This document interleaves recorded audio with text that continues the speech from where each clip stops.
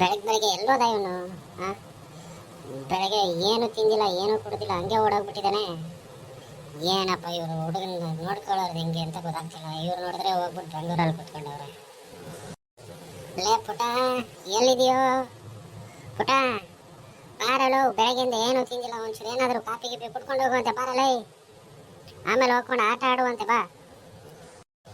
ಅಜ್ಜಿ, ಏನ್ ಅಜ್ಜಿ ನೀನು ಆಟ ಆಡಕ್ಕೂ ಬಿಡಲ್ಲ ನನಗೆ. ಯಾಕೆ ಕೈತಿದ್ಯಾ ನೀನು? ಹೇಳು ಏನು ಅಂತ.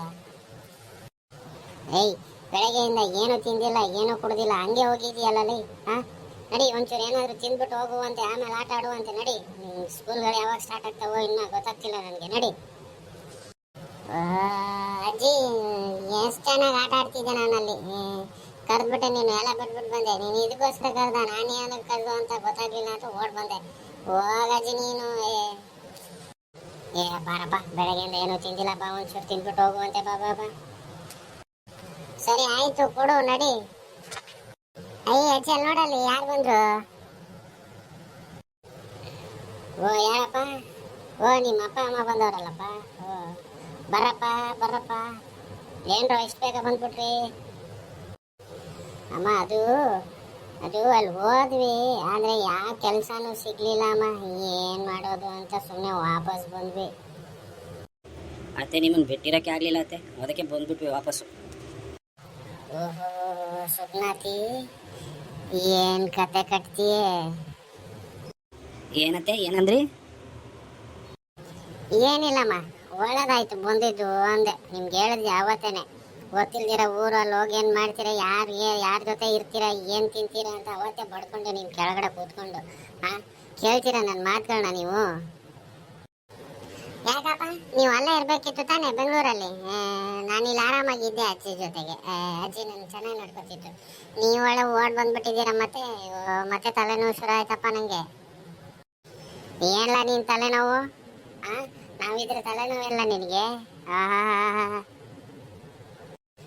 ಅವನೇನೋ ಬೈತೀಯ ನೀನೊಳ್ಳೆ ಕಿತ್ತೋದವನು.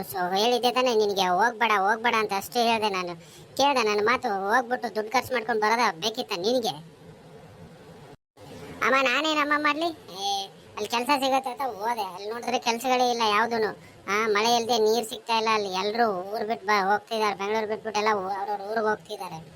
ಅದಕ್ಕೆ ನಾನು ಅಲ್ಲಿ ನೋಡಿದೆ, ಸ್ವಲ್ಪ ದಿವಸ, ಒಂದೆರಡು ಮೂರು ದಿವಸ ನೋಡಿದೆ ಕೆಲಸ ಸಿಗುತ್ತೇನೋ ಅಂತ. ಕೆಲಸನೂ ಸಿಗಲಿಲ್ಲ, ಏನೂ ಸಿಗಲಿಲ್ಲ. ಅದಕ್ಕೆ ಬಂದೆ ವಾಪಸ್ಸು. ಇನ್ನೇನು ಮಾಡಲಿ?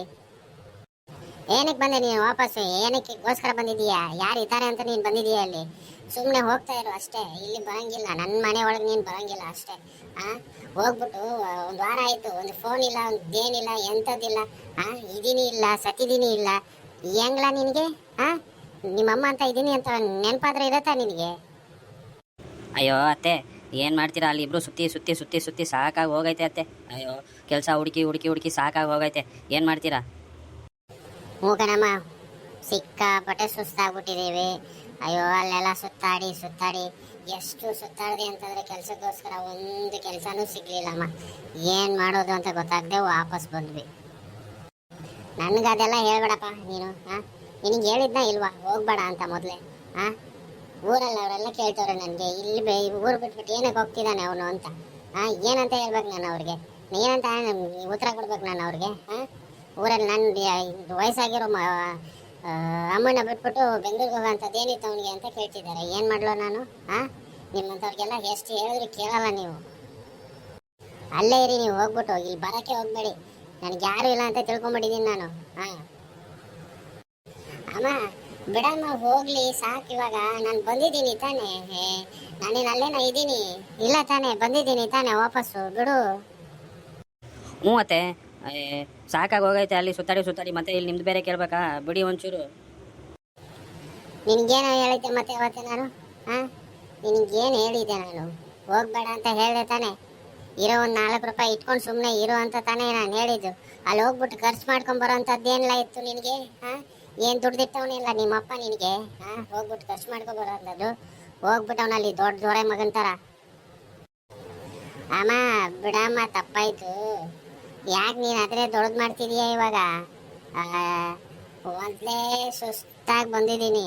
ಹೋಗ್ಬಿಟ್ಟು ಒಂಚೂರು ಏನಾದರೂ ಸ್ನಾನ ಗಿನ ಮಾಡ್ಕೊಂಡು ಏನಾದರೂ ತಿಂತೀನಿ ಒಂಚೂರು ಬಿಡು.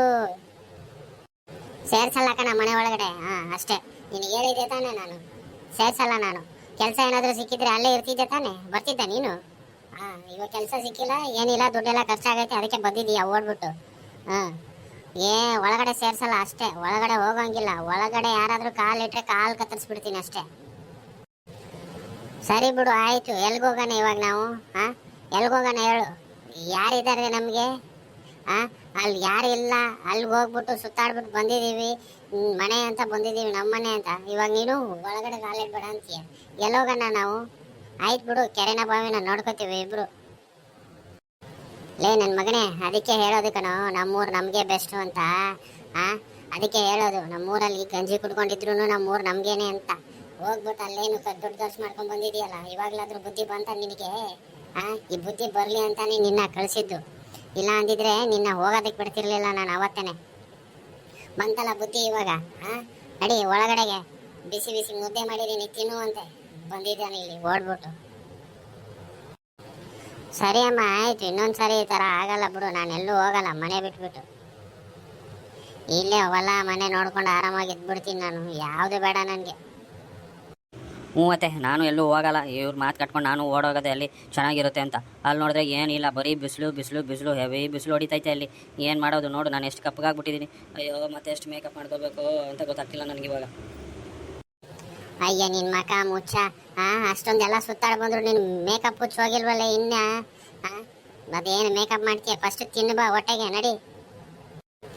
ಲೇ ಬರೀ ಮೇಕಪ್ ಮಾತಾಡ್ತೀಯಲ್ಲೇ, ಫಸ್ಟ್ ಹೊಟ್ಟೆಗೆ ಹಾಕೊಳ್ಳೋಣ, ನಡಿಯಲೇ.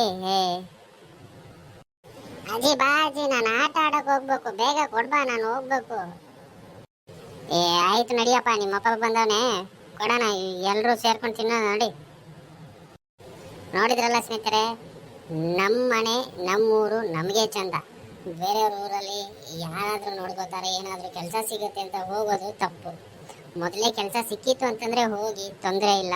ಆದರೆ ಏನು ಇಲ್ಲದೆ ಹೋಗ್ಬಿಟ್ಟು ಅಲ್ಲಿ ಇರೋ ದುಡ್ಡನ್ನು ಖರ್ಚು ಮಾಡಿಕೊಂಡು ವಾಪಸ್ ಬರೋದು ತುಂಬ ಒಂದು ಅವಮಾನ ಅನ್ಕೋಬೇಕಾಗತ್ತೆ. ಯಾಕಂತಂದರೆ ಊರಲ್ಲಿ ಒಂದು ಒಳ್ಳೆ ಹೆಸರಿದ್ರೆ ಇರುತ್ತೆ ಅಂದ್ಕೊಳ್ಳಿ.